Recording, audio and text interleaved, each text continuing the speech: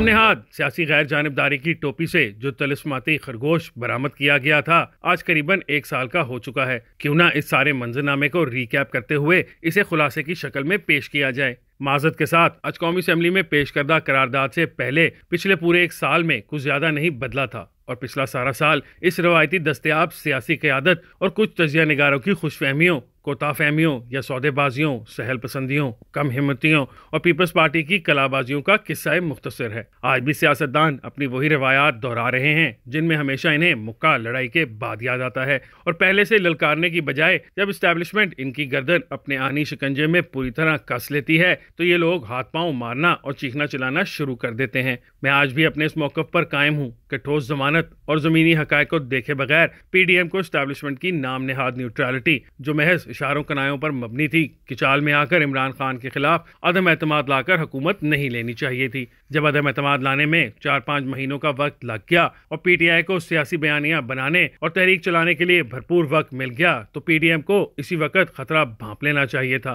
یا پھر اس وقت سمجھ جانا چاہیے تھا جب سپریم کورٹ نے رات 12 بجے عدالت لگا لی تاکہ محض جنرل باجوہ کی ممکنہ برطرفی، ڈپٹی اسپیکر کی جانب سے عدم اعتماد کی تحریک پر غیر آئینی رولنگ کے ذریعے رائے شماری سے انکار اور وزیر اعظم کے مشورے پر قومی اسمبلی کی غیر آئینی تحلیل کے حکم کو غیر آئینی اور غیر قانونی قرار دے کر واپس کر سکے۔ سپریم کورٹ نے اس وقت آئین شکنی کے مرتکب افراد کے خلاف کوئی قانونی اقدام نہیں اٹھایا تھا۔ ہم نے اس وقت بھانپ کر انہی صفحات میں لکھ دیا تھا کہ نیوٹرلٹی شوٹرلٹی کوئی چیز نہیں، بس حالات کا تقاضا ہے کہ 10 سالہ پروجیکٹ کے اسکرپٹ میں رد و بدل کر کے بعض ناکام ہو جانے والے کرداروں کو بدل کر بیچ میں مہمان اداکار لا کر فلم کو رواں دواں رکھا جائے۔ یہ کوئی راز کی بات نہیں کہ عمران خان لیڈر نہیں بلکہ مہرا تھا، اور اسے مصنوعی طریقوں سے پاپولر قرار دے کر مسیحا بنایا گیا تھا۔ اس کی مقبولیت آج بھی مصنوعی ہے، اور اس کو برقرار رکھنے کے لیے آج بھی منظم انداز میں مہم چلانے کے لیے مواقع فراہم کیے جا رہے ہیں۔ پاکستان کی تاریخ میں کسی بھی سیاسی لیڈر یا جماعت کو 1 عشرے سے زیادہ عرصے تک میڈیا کی جانب سے باجماعت اور مسلسل کوریج اور پذیرائی نہیں ملی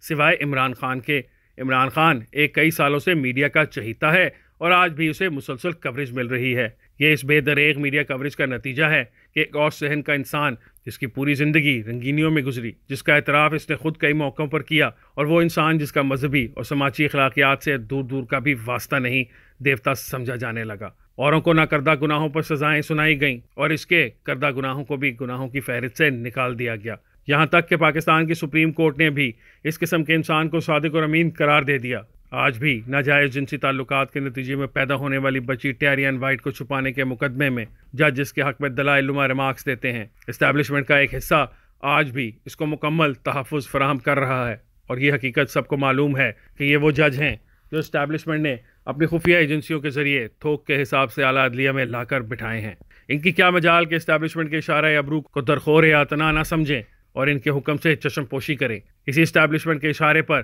یہ اپنے برادر ججز شوکت عزیز صدیقی اور جسٹس قاضی فائز عیسیٰ کے لیے برادران یوسف بن گئے، تو عمران خان کی ان کے سامنے کیا حیثیت ہے؟ یہ جج اتنے بھی بچے نہیں ہیں کہ صرف اپنے خاندان کے دباؤ میں آ کر اصل اسٹیبلشمنٹ کو آنکھیں دکھا سکیں۔ اب سوال یہ ہے کہ کیا اسٹیبلشمنٹ واقعی سیاسی طور پر غیر جانبدار ہو چکی ہے؟ کل کا پتہ نہیں، مگر اب تک تو تمام حالات و واقعات کو ذہن میں رکھ کر جواب نفی میں بنتا ہے۔ وہی اردو محاورے والی بات کہ گھوڑا گھاس سے دوستی کرے گا تو کھائے گا کیا؟ اسٹیبلشمنٹ 7 دہائیوں کے عرصے پر پھیلی بلا احتساب حکمرانی کی روایت سے اتنی آسانی کے ساتھ کیسے دستبردار ہو سکتی ہے؟ دوسرا سوال یہ جنم لیتا ہے کہ کیا اسٹیبلشمنٹ 2 دھڑوں میں تقسیم ہو چکی ہے؟ تاریخی اور زمینی حقائق اس خدشے کی بھی نفی کرتے ہیں۔ اگر منطقی طور پر دیکھا جائے تو اسٹیبلشمنٹ کی مرکزی طاقت یا ریڑھ کی ہڈی فوج ہی ہے، اور فوج کی طاقت اس کے ڈسپلن اور چین آف کمانڈ میں ہے۔ یہ وہی فوج ہے جو اس بات پر فخر کرتی ہے کہ چیف فوج ہے اور فوج چیف۔ فوج کے تمام رینک اینڈ فائل اسی طرف دیکھتے ہیں جس طرف چیف دیکھتا ہے۔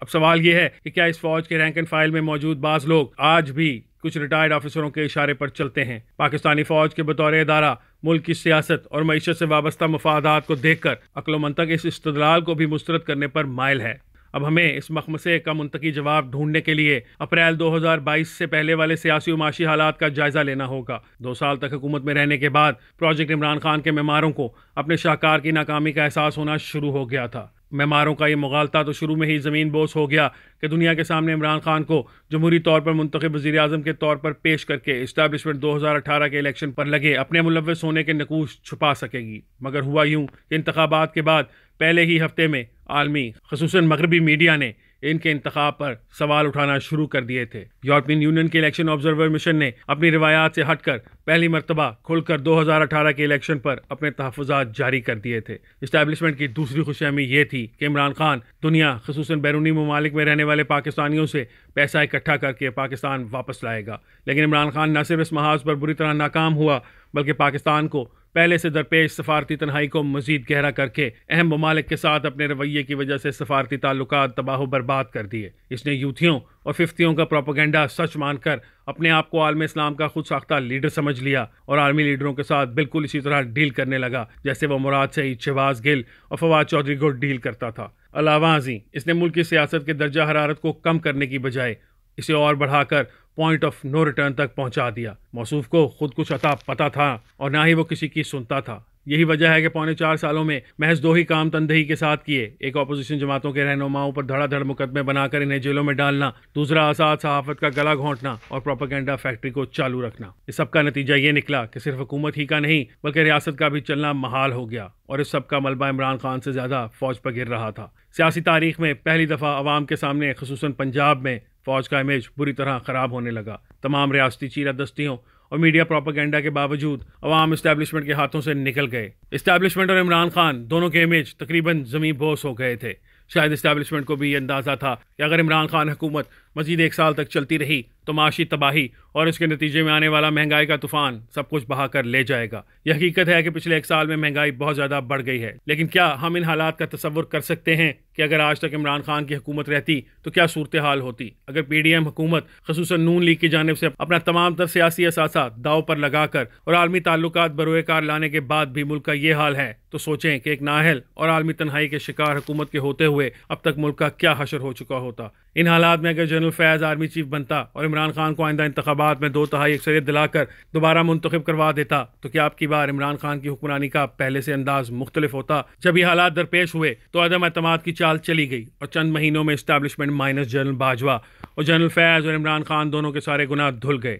اسٹیبلشمنٹ اور عمران خان دونوں کے لیے سب سے بڑا خطرہ نواز شریف کا بیانیہ اور پنجاب میں مستحکم ہوتا اور مزید بڑھتا ہوا نون لیگ کا ووٹ بینک تھا، جو اب ایک لولی لنگڑی حکومت قبول کرنے کے 1 سال بعد بہت حد تک نیوٹرلائزڈ اور کنفیوز نظر آ رہا ہے۔ اگر دیکھا جائے تو ماضی میں اسٹیبلشمنٹ کا یہ وتیرہ رہا ہے کہ اگر یہ حزب اقتدار کو دائیں ہاتھ میں رکھتی تو وہ حزب اختلاف اس کے بائیں ہاتھ میں ہوتی تھی، لیکن جب بدلتے حالات کی وجہ سے یہ طریقہ مزید دیر تک قابل عمل نہ رہا تو شاید اس مقصد کے لیے دھڑے بندی کا اسکرپٹ لکھا گیا، ورنہ ریٹائرڈ جنرلوں کی اتنی مجال کہاں کہ روپوش رہ کر عمران خان کی حمایت جاری رکھ سکیں۔ شہباز شریف کو یہ یاد رکھنا چاہیے تھا کہ نواز شریف کا کنگز پارٹی کے ایک لیڈر سے قومی لیڈر بننا مصلحت سے زیادہ مزاحمت کا نتیجہ ہے، ورنہ مصلحت میں چودھری برادران میاں برادران سے زیادہ تیز ترار ہیں، لیکن ان میں سے ایک بھی مقبول عوامی لیڈر نہیں بن سکا۔ اگر نون لیگ مزید 1 سال تک مزاحمتی سیاست جاری رکھتی اور اس کے ذریعے مسند اقتدار حاصل کرتی تو آج یہ خود کٹہرے میں نہ کھڑی ہوتی بلکہ اب تک اسٹیبلشمنٹ کو کٹہرے میں کھڑا کر چکی ہوتی۔ آج پی ڈی ایم نے جو کچھ پارلیمنٹ میں کیا